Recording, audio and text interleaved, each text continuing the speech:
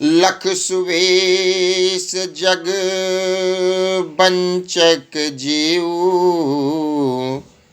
वेश प्रताप पूजियहि तेऊ।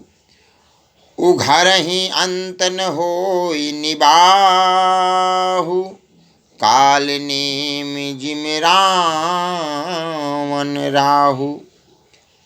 बाबा जी कहते हैं, तुलसी बाबा जी, जो भेषधारी ठग हैं उन्हें भी अच्छा साधु सा भेष बनाए देखकर भेष के प्रताप से जगत पूजता है, परंतु एक न एक दिन वे चौड़े आ ही जाते हैं, अंत तक उनका कपट नहीं निभता, जैसे कालनेमी रावण और राहु का हाल हुआ।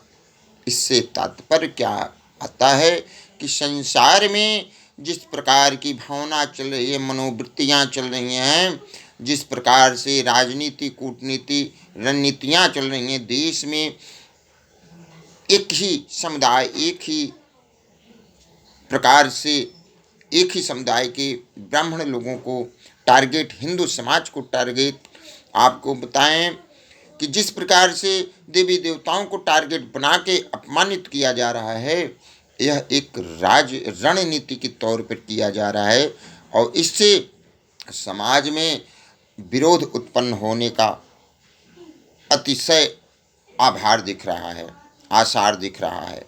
क्योंकि अगर ऐसा आज का जो ज़माना है, आज का जो समय चल रहा है, अगर सरकारें इस पे एक्शन नहीं लेती हैं तो आने वाला जो समय है वो देश के लिए ये सर्व बुरी हाल होने वाला है, ये पक्का है। क्योंकि जिस प्रकार से ब्राह्मणों का, यहाँ तक पूर्व जो बिहार के पूर्व मुख्यमंत्री जीतन मांझी हैं, उन्होंने जिस प्रकार से ब्राह्मणों और पंडितों को हरामी कहा और भगवान विष्णु जी की पूजा क्यों करते हो, सत्यनारायण भगवान की कथा क्यों करते हो, इसके ऊपर उन्होंने आपत्तिजनक अभद्र भाषाओं का प्रयोग किया। ब्राह्मण पंडितों को हरामी पंडित की उन्होंने संज्ञान दिया। तो मैं समाज, ब्राह्मण समाज से, देश की सरकार से यही कहूँगा कि आज जीतनराम मांझी जैसे तुच्छ विचार वाले कालनेमी, ये लोग कालनेमी हैं, राहु हैं, केतु हैं, ये लोग भ्रष्ट हैं, कपटी हैं, ये जीतनराम मांझी। और मैं तो यही कहूँगा, अगर शास्त्र प्रमाण देता है कि ब्राह्मण का, देवता का, गऊ का, गंगा जी का, तुलसी जी का अगर अपमान किया तो वो संपूर्ण अपनी समाज की बात तो छोड़िए, संपूर्ण वो अपना परिवार, उसका जो परिवार है, खानदान है, संपूर्णतः समाप्त हो जाएगा। इसमें दो राय नहीं है। अगर शास्त्र भगवान है और शास्त्र में जो लिखा है वो सत्य है तो जीतनराम मांझी अपने संपूर्ण परिवार समेत इस धरा से वो चले जाएंगे, उनका नामो निशान मिट जाएगा, ये पक्का है। अगर हम विश्वास रखते हैं अपने शास्त्र पे लिखी हर एक बात पे हम विश्वास रखते हैं, गीता में लिखी हुई बातों को हम मानते हैं, रामायण में, रामचरितमानस में लिखी बातों को मानते हैं, वेद पुराण में लिखी हुई बातों को अगर हम कहते हैं सत्य है तो ये भी सत्य है कि आने वाले समय में जीतनराम मांझी अपने संपूर्ण परिवार के साथ उनका इस लोक से नामो निशान मिट जाएगा। जिस प्रकार से उन्होंने ब्राह्मणों का अपमान तो किया, साथ में भगवान सत्यनारायण जी का अपमान किया, जो पालक, इस देश के सभी का पालक हैं, भगवान को भी बांटने की कोशिश करे। तुम्हारी जैसे तुच्छ राजनीति करने वाले जीतनराम मांझी, तुम संपूर्णतः परिवार के साथ अपने तुम नष्ट हो जाओगे। ये ब्राह्मणों का भी श्राप है, पंडितों का भी श्राप है और देव दोष का भी श्राप है। तुमने देवताओं का अपमान किया तो इसके लिए तुम्हें देव दोष भी लगेगा। और देवता का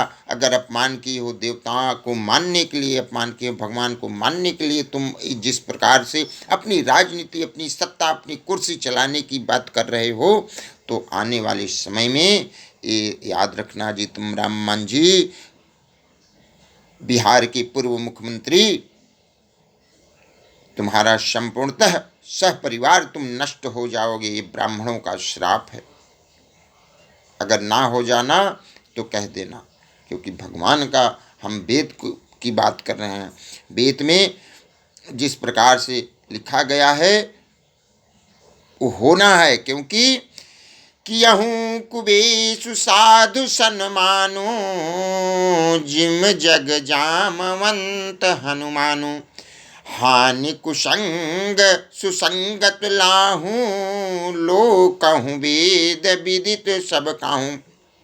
बुरा भेष बना लेने पर भी साधु का सम्मान ही होता है। जैसे जगत में जामवन और हनुमान जी का हुआ, बुरे संगत में हानि और अच्छे संगत में लाभ होता है। यह बात लोक और वेद में है और सभी लोग इसको जानते हैं। अगर जानते हैं तो मानते हैं तो ये सत्य होगा जी। तमरामान जी आपके साथ, आप संपूर्णतः परिवार के साथ आपका नष्ट हो जाना श्राप है। आप संपूर्णतः परिवार, आपका श्राद्ध भी ब्राह्मण ही करेंगे आके।